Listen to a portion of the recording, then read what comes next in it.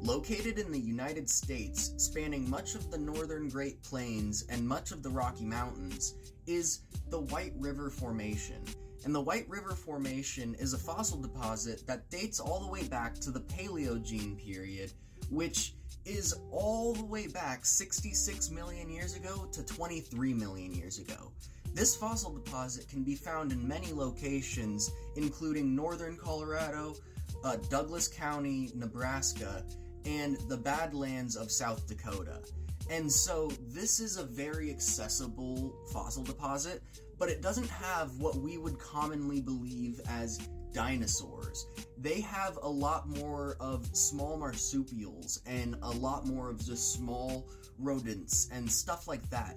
This age, which was part of the Cenozoic era, was actually known as the Age of Mammals. This is the time in history when small mammal-like ancestors began to diversify, and in doing so spread throughout a lot of different niches and just dominated the entire world with mammals. These niches included canine-like species and feline-like species. Hell, this is even when primates first started showing up in the fossil records. And not only that, but whales first were land animals and proceeded to go back into the sea during this time span. Sharks were very prevalent, and so were a lot of different fish species. The whole world was teeming with life. But all of that out of the way, the White River Formation is one of the world's most important fossil beds that we have discovered yet.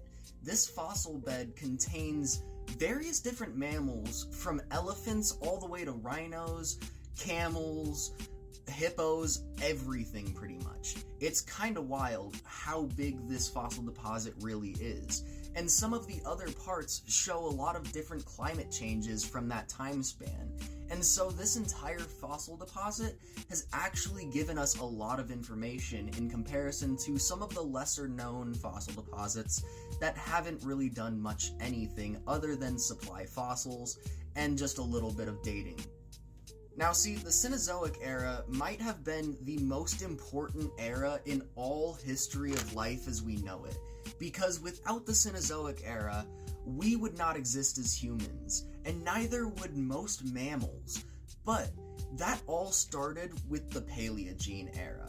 Everything started with the Paleogene era for the mammals, and that's just wild to me.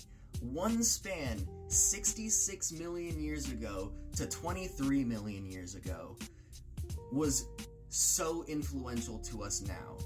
For us to become a species, for us to become humans, we needed this to happen, and it did.